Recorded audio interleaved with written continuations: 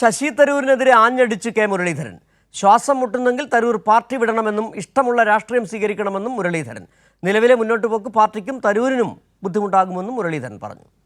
അദ്ദേഹത്തിന് ഇതിൻ്റെ അത് ശ്വാസം മുട്ടുന്നു, ഇനി തുടർന്ന് പ്രവർത്തിക്കാൻ കഴിയാത്തൊരവസ്ഥയാണെന്ന് അദ്ദേഹത്തിന് ഫീൽ ചെയ്യുന്നതെങ്കിൽ പിന്നൊരു മാർഗം പാർട്ടി ഏൽപ്പിച്ച സ്ഥാനങ്ങളൊക്കെ ഉപേക്ഷിച്ചുകൊണ്ട് ഇഷ്ടമുള്ള രാഷ്ട്രീയം അദ്ദേഹം സ്വീകരിക്കുക. ഇപ്പോഴത്തെ മാർഗവുമായിട്ട് അദ്ദേഹം മുന്നോട്ട് നീങ്ങിയാൽ അത് പേഴ്സണലായിട്ടുള്ള അദ്ദേഹത്തിൻ്റെ തന്നെ ഒരു ഐഡൻറ്റിറ്റിനെ ബാധിക്കുന്ന വിഷയമാണ്. അത് പാർട്ടിക്കും ബുദ്ധിമുട്ടാണ്, അദ്ദേഹത്തിനും ബുദ്ധിമുട്ടാണ്. വാർത്തയുടെ കൂടുതൽ വിവരങ്ങളുമായി ഇപ്പോൾ ഷാജഹാൻ ആലപ്പുഴയിൽ നിന്ന് ചേരുന്നു. ഷാജഹാൻ, ഏതായാലും മുരളീധരൻ വളരെ കൃത്യമായി തന്നെ കാര്യങ്ങൾ പറഞ്ഞിട്ടുണ്ട്.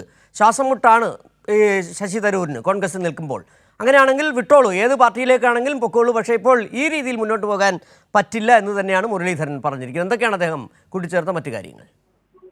തീർച്ചയായിട്ടും സിജു, ഒരു അന്ത്യശാസനം എന്ന ലെവലിലാണ് ഇപ്പോൾ കെ മുരളീധരൻ ശശി തരൂരിനെതിരെ പറഞ്ഞിരിക്കുന്നത്. ശശി തരൂരിന്റെ കഴിഞ്ഞ കുറച്ച് ദിവസങ്ങളിലായിട്ടുള്ള അദ്ദേഹത്തിന്റെ വാക്കുകളിൽ നിന്നും മറുപടിയായിട്ടാണ് ഇത്തരം ഒരു പ്രതികരണം അദ്ദേഹത്തിന്റെ ഭാഗത്തുനിന്നുണ്ടായത്. ശശി തരൂരിനെ ശ്വാസം മുട്ടുന്നെങ്കിൽ പാർട്ടി വിടണം, ഇഷ്ടമുള്ള രാഷ്ട്രീയം സ്വീകരിക്കാനുള്ള സ്വാതന്ത്ര്യമുണ്ട്, അങ്ങനെ ഒരു സ്വാതന്ത്ര്യമുള്ള അദ്ദേഹം ആ പാർട്ടിയിലേക്ക് പോകണം. നിലവിലെ മുന്നോട്ട് പോക്ക് പാർട്ടിക്കും തരൂരിനും ബുദ്ധിമുട്ടാകുമെന്ന മുന്നറിയിപ്പും അദ്ദേഹം നൽകുന്നു. അതോടൊപ്പം തന്നെ തരൂർ കോൺഗ്രസ് നേതാക്കളെ ഒഴിച്ച് എല്ലാവരെയും സ്തുതിക്കുന്നുവെന്ന് കൂടി അദ്ദേഹം പറയുകയുണ്ടായത്.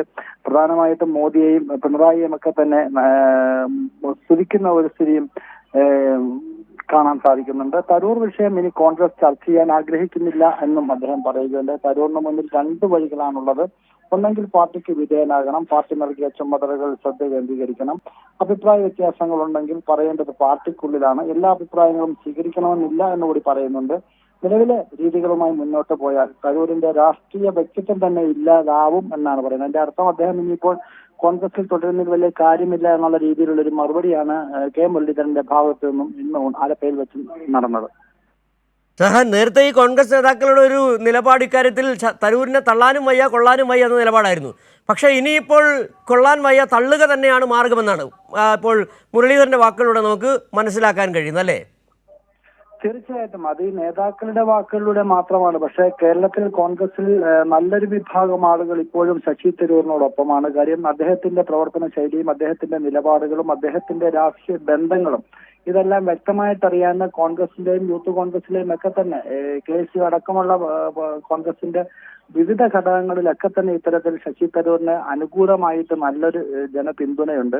ആ ജനപിന്തുണയൊക്കെ നിലനിൽക്കുന്ന സാഹചര്യം ആയതുകൊണ്ടാണ് നേതാക്കൾ നേരത്തെ മുതൽ തന്നെ വളരെ ശക്തമായ ഒരു നിലപാടിലേക്ക് പോകാഞ്ഞത്. പക്ഷെ ഇപ്പോൾ ഷാജഹാൻ, ഇതിനകത്ത് വളരെ രസകരമായ ഒരു കാര്യം മുരളീധരൻ പറഞ്ഞത്, ശശി തരൂർ വാ തുറന്നാൽ മോദി സ്തുതി മാത്രമാണ്, കോൺഗ്രസിൽ ഒരാളെപ്പോലും സ്തുതിക്കുന്നില്ല, അങ്ങനെ ഒരാൾ എന്തിനു നിൽക്കുന്നു, BJPയിലേക്ക് പൊക്കോളൂ, അത് തന്നെയാണ് മുരളി പറഞ്ഞത്.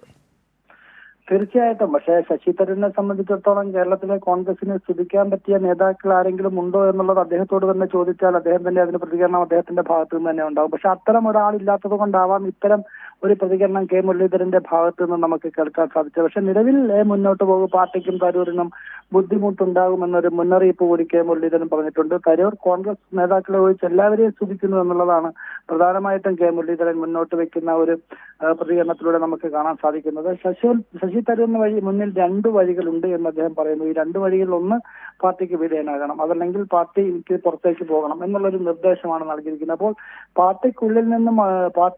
പാർട്ടിയുടെ സർക്കിളിൽ നിന്ന് തന്നെ ഏതെങ്കിലും പ്രതികരണങ്ങൾ ഉണ്ടെങ്കിൽ നടത്തണം, പുറത്ത് അത്തരം കാര്യങ്ങൾ പറയാൻ പാടില്ല, വിമർശനങ്ങൾ ഉന്നയിക്കാൻ പാടില്ല. പാർട്ടിക്ക് വിധേയനാകാൻ കഴിയില്ല എങ്കിൽ അദ്ദേഹം പുറത്തേക്ക് പോകണം എന്നുള്ളൊരു നിർദ്ദേശമാണ് ഇപ്പോൾ കെ മുരളീധരന്റെ ഭാഗത്തുനിന്ന് നമുക്ക് കേൾക്കാൻ സാധിച്ചത്.